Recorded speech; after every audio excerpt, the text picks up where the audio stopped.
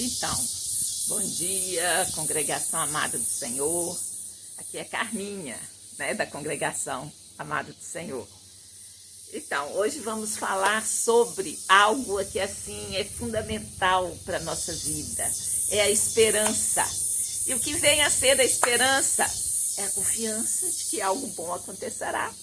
Coisas palpáveis ou intangíveis. Esperança é a crença que um desejo se torne realidade. Olha, ela é um farol que nos guia no meio das trevas, das dificuldades. É uma força que nos impulsiona para, assim, a perseverar, acreditar no futuro melhor. A Bíblia, em sua essência, nos traz muitas mensagens de esperança, acima de todas as coisas. Olha, e assim, só para lembrar das últimas palavras da Bíblia, é Maranata, ora vem, Senhor Jesus. Essa é uma palavra de esperança. Aliás, o Apocalipse inteiro, ele traz aquela mensagem de esperança. Jesus está voltando, vamos ficar firmes, E é essa esperança que nos faz lutar. Não é uma esperança assim no nada, é uma esperança concreta. Então, vou pedir para você assistir o vídeo até o fim e saiba que Deus tem sempre esperança em você.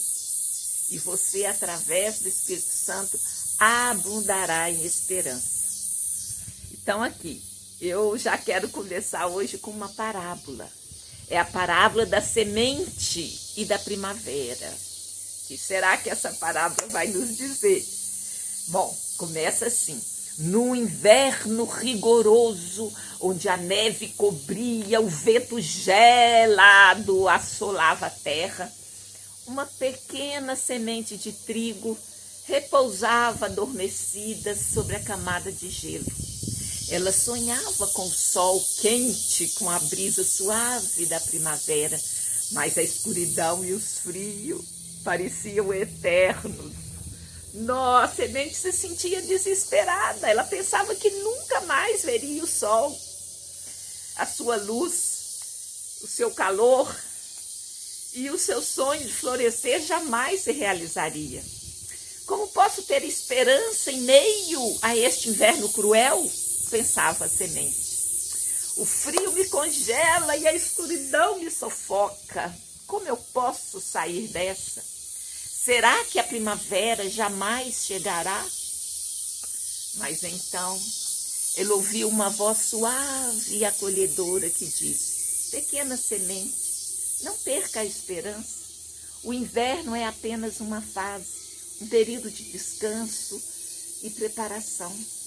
Em breve o sol voltará a brilhar e a primavera trará vida e beleza. De quem era essa voz? A voz pertencia a um velho sábio que observava a semente com carinho e compreensão.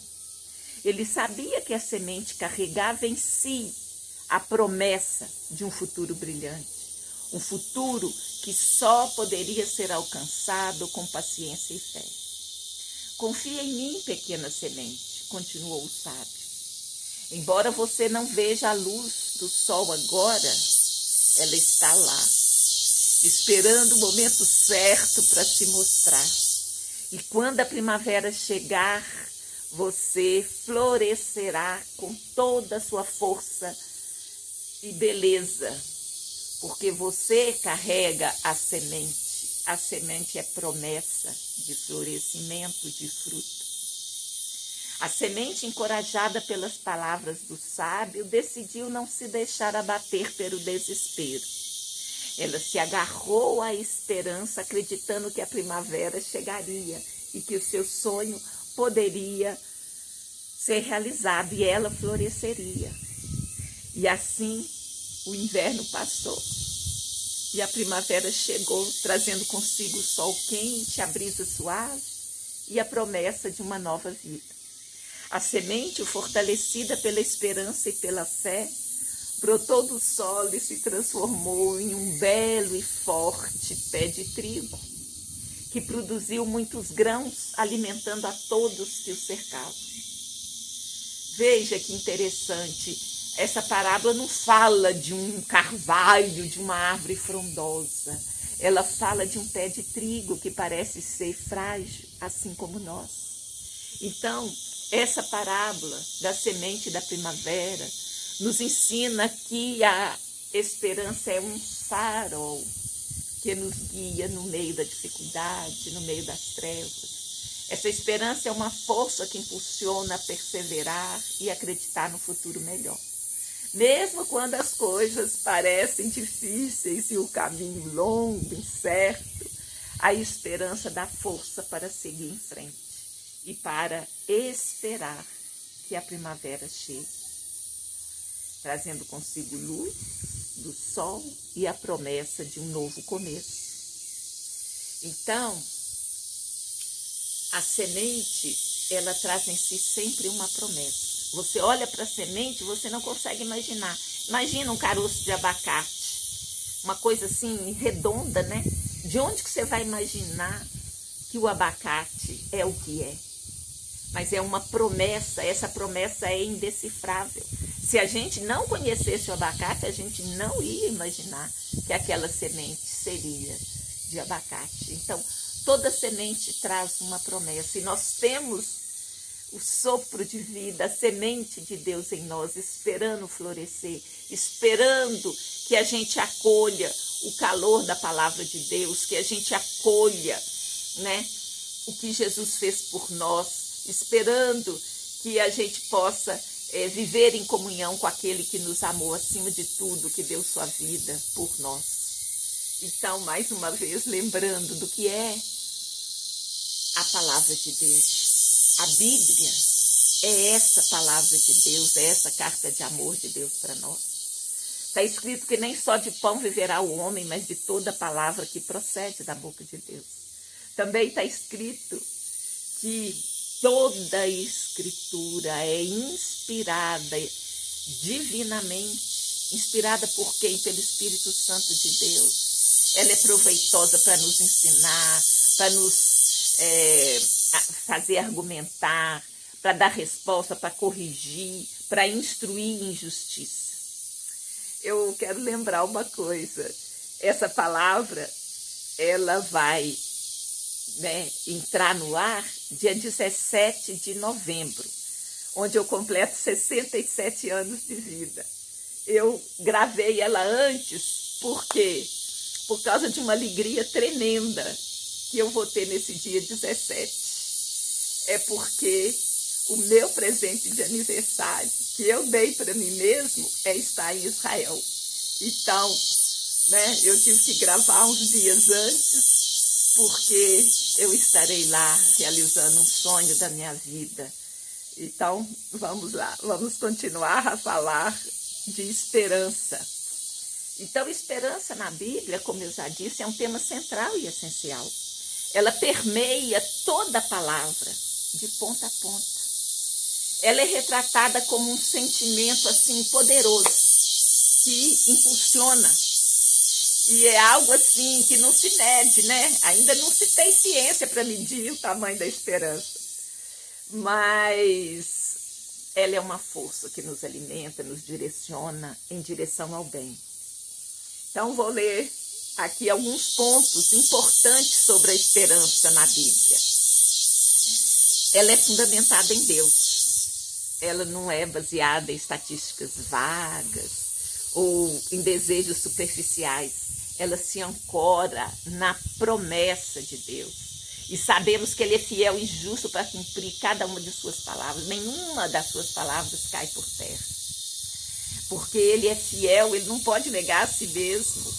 E o seu amor é incondicional. Então, a esperança, ela transcende a realidade imediata. É essa força que nos impulsiona, que nos volta para o futuro, para a realização do plano divino. Ela também ela corre no meio da adversidade. A Bíblia, como eu já falei tantas vezes antes, ela não é uma filosofia, uma ideologia.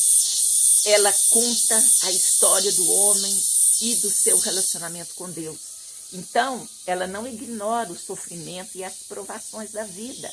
Ao contrário, ela nos dá exemplos de pessoas que, mesmo diante das dificuldades, elas mantiveram a esperança em Deus.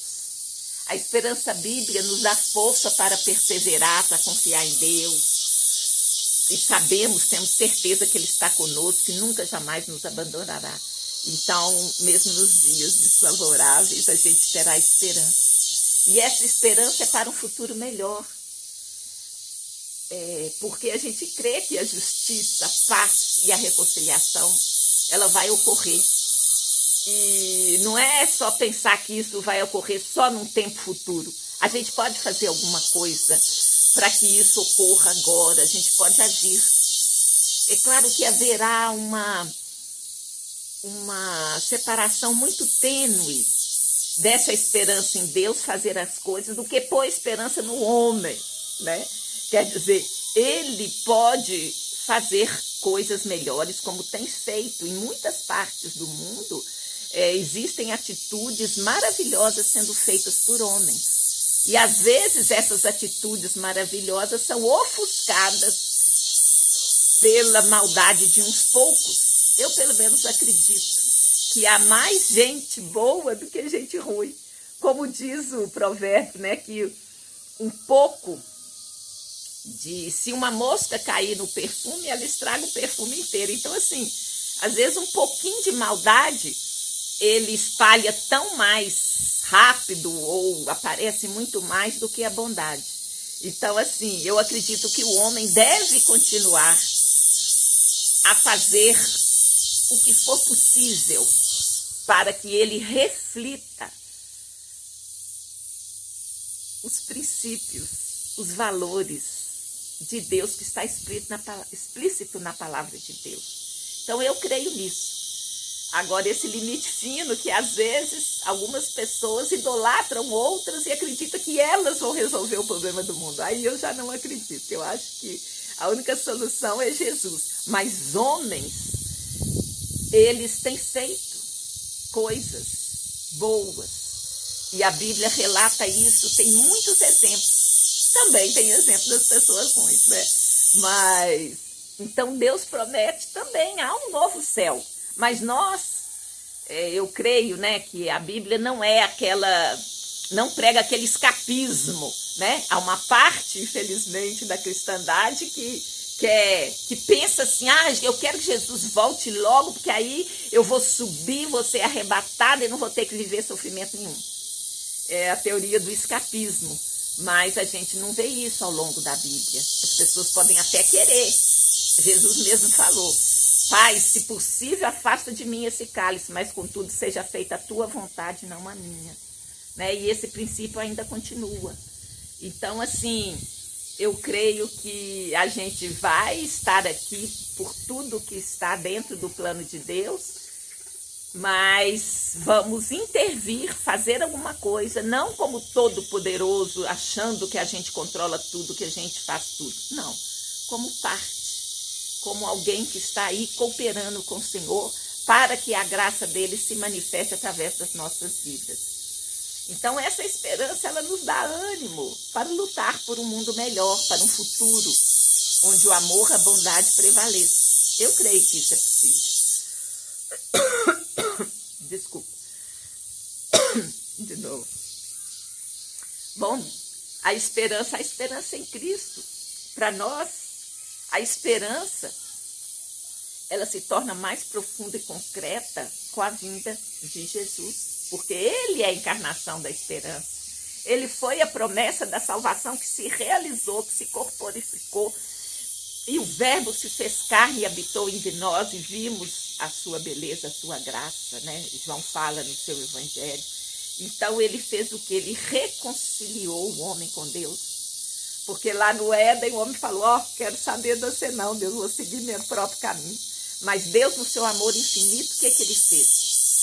Ele providenciou um caminho, ele é que deu o seu filho para que nós fôssemos reconciliados com o Pai. Então, a atitude proveio de Deus.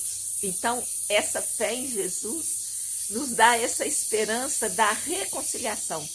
E ele quer que todos sejam alcançados, ele não quer só um pouquinho, não. Ele quer que todos, então ele abriu o caminho para que todos pudessem ter acesso a essa graça e essa esperança. A esperança, como eu já falei, não é uma coisa passiva de você ficar ali esperando as coisas acontecer. Não, isso envolve atitude e ação. Ela não é um sentimento passivo, ela te impulsiona para agir.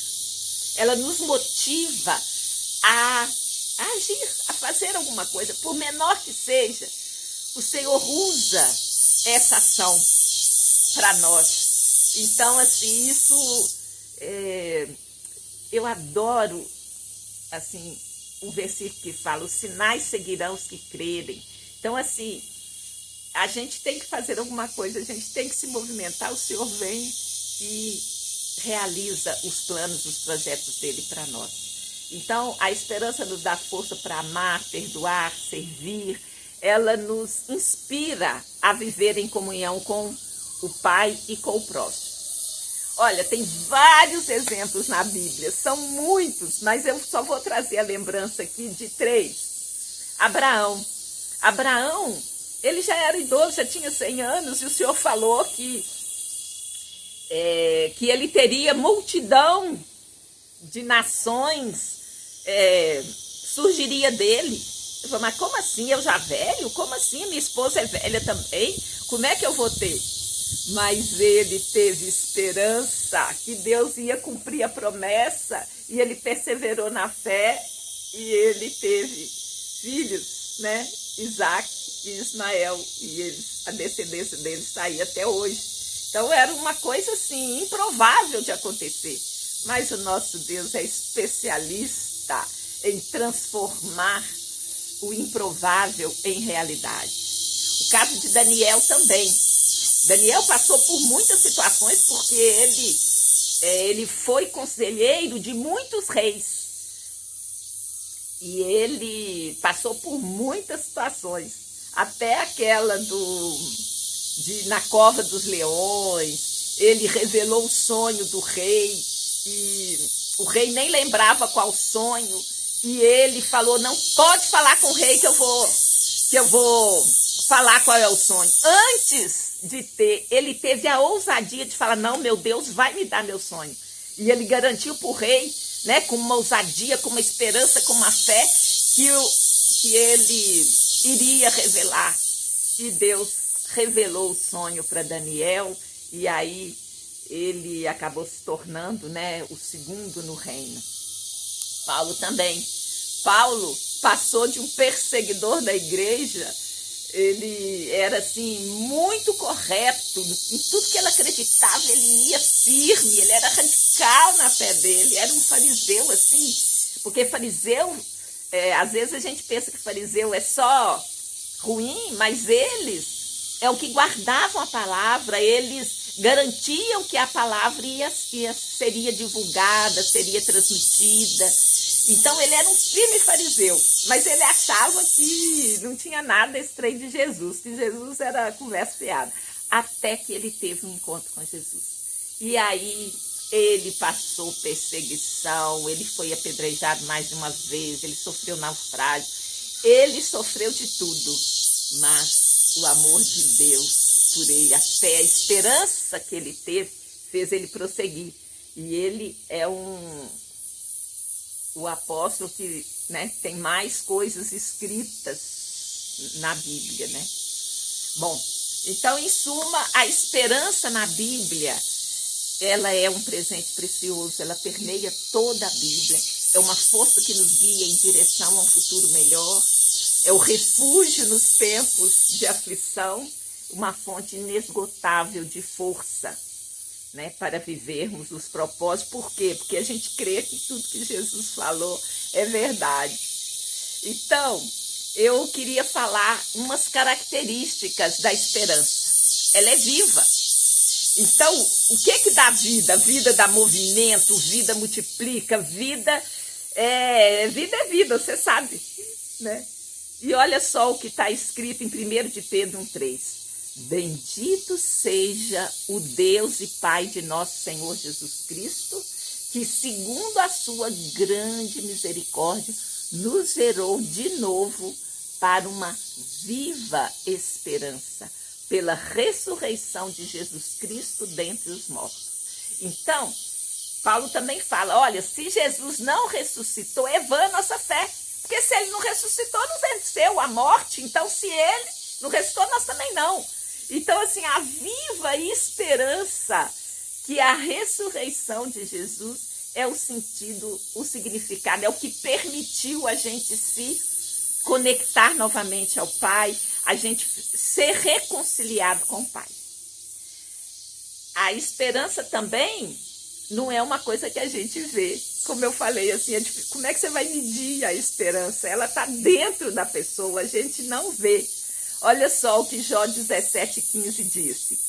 Onde, pois, estaria agora a minha esperança? Sim, a minha esperança, quem a poderá ver? É uma coisa íntima, está dentro do seu coração. Ela vai te mover, essa força, esse farol que te move. Mas só você sabe a força dessa esperança.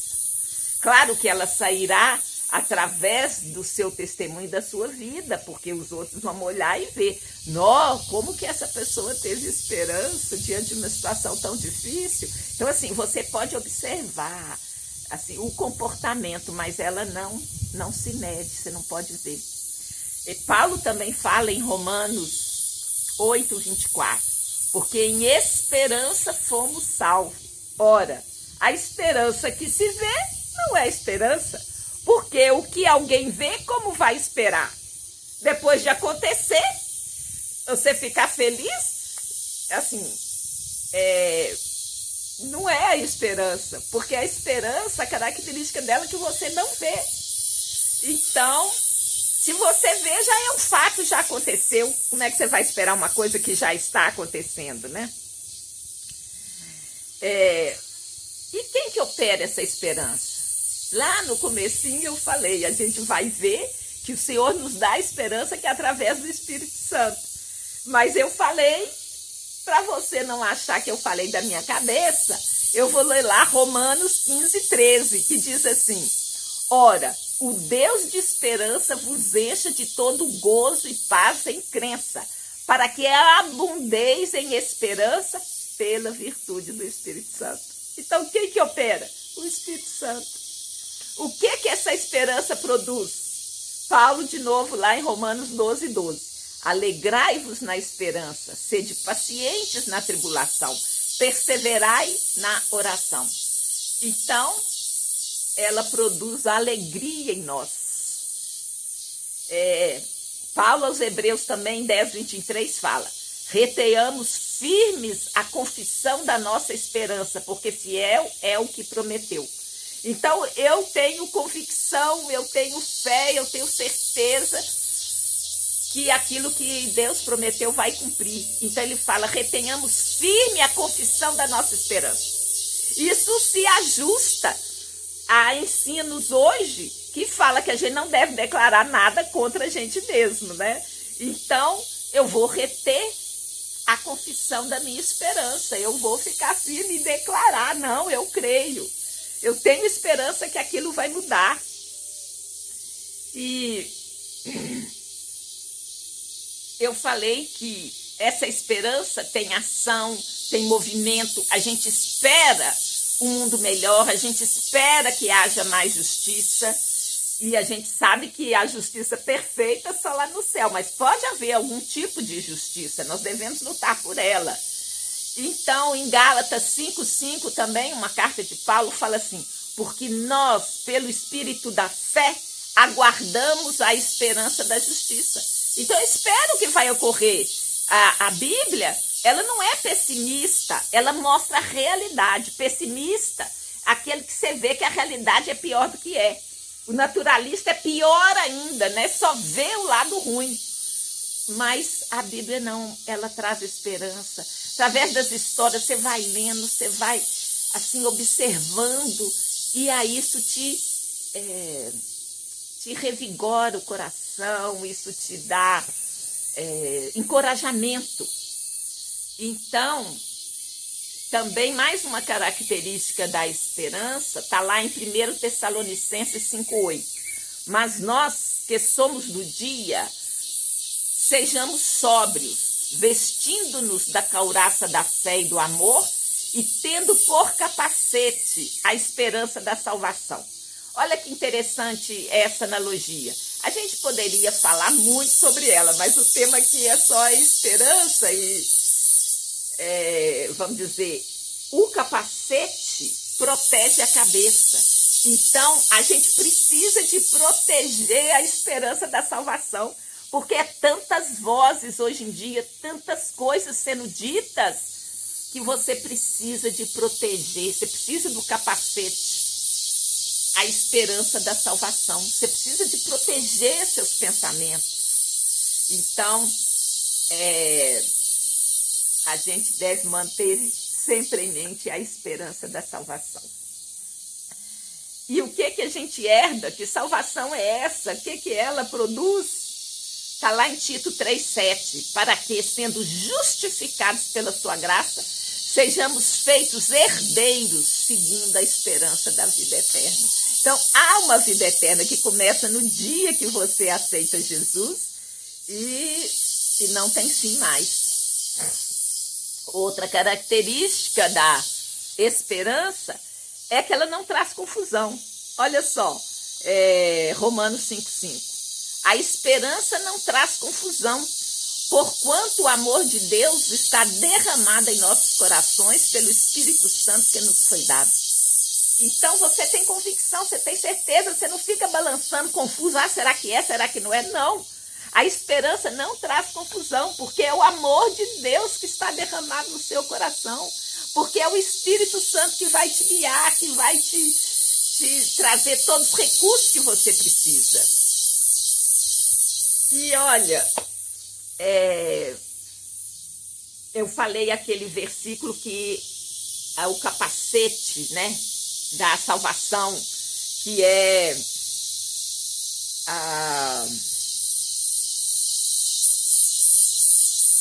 que eu li lá em Tessalonicenses, tendo por capacete a esperança da salvação. Capacete guarda a mente. Esse outro verso, que em Lamentações 3,21, também fala que a esperança deve ser sempre mantida.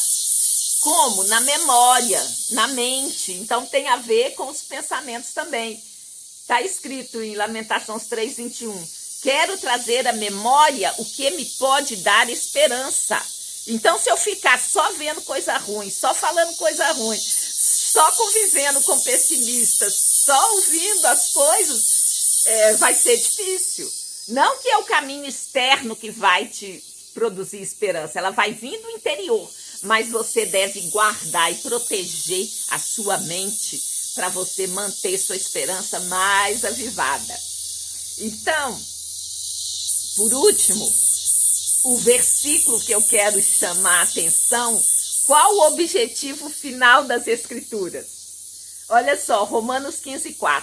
Porque tudo que dantes foi escrito para o nosso ensino foi escrito, para que pela paciência e consolação das Escrituras tenhamos esperança. Então a esperança é o objetivo final das Escrituras, esperança que tudo que está escrito vai se cumprir. Então, assim, e nós temos muitos exemplos, né? Aqueles 3 que eu falei, Abraão, ele creu, teve esperança que ele poderia dar ainda origem à multidão de nações. Então, apesar de não ter filho na velhice, ele tinha esperança e certeza, confiança de que Deus cumpriria a promessa. Daniel também foi confiante na proteção de Deus. Mesmo indo para o cativeiro na Babilônia, ele continuou firme. Paulo, apesar das perseguições, também continuou firme. Então, faltaria espaço para a gente falar de todas as pessoas que demonstraram essa esperança viva, esse farol, essa fonte interior, e também com zelo, cuidado de proteger a mente e os pensamentos. Agora vamos, já caminhando para o final, o versículo-chave. que eu considero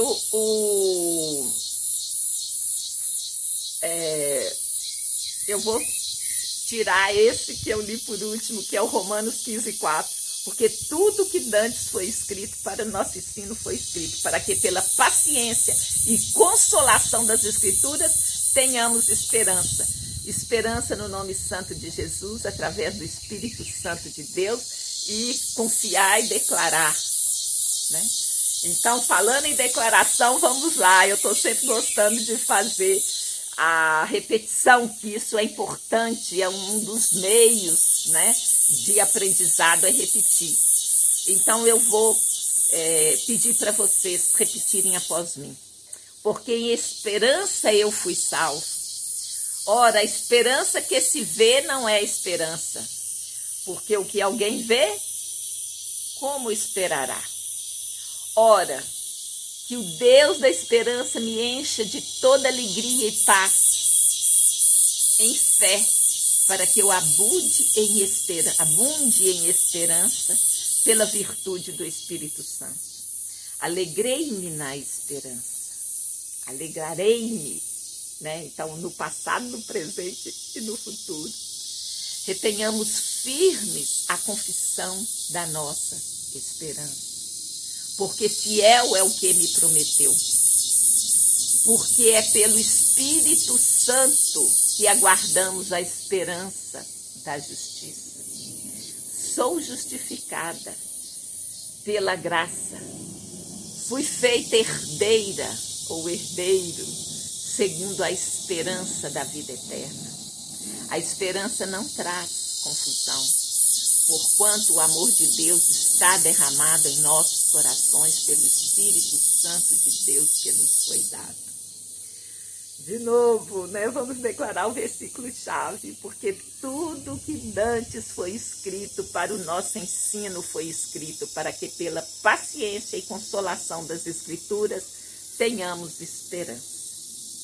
Então, eu vou continuar orando e abençoando vocês, meus queridos ouvintes. Eu agradeço por estar vivo e por você estar vivo e estar me ouvindo nesse momento, porque você foi alvo do amor de Deus. Bendito seja o Deus e Pai de nosso Senhor Jesus Cristo, que na sua grande misericórdia nos gerou para uma viva esperança, pela ressurreição de Jesus Cristo dentre os mortos. Obrigada pelo teu Espírito Santo. Senhor Deus, abençoe cada um de vocês. Tenha uma ótima semana, no nome santo de Jesus, o Messias de Israel. Muito obrigada a você que chegou até aqui. E vou te pedir para assinar o canal, curtir a página, compartilhar, comentar. Quem sabe neste exato momento alguém precisa ouvir essas palavras. Por que a gente fala de curtir, comentar? É porque o YouTube e o Facebook, eles têm um algoritmo que eles distribuem mais se perceber que há uma interação com o público, né? Que a palavra tem algum sentido, tem algum valor. Aí, quando você comenta, quando você compartilha, o algoritmo vai distribuir para mais pessoas. Por isso eu sempre digo, quem sabe alguém pode estar precisando de ouvir isso. Então, muito obrigada, Deus te abençoe. Ótima semana.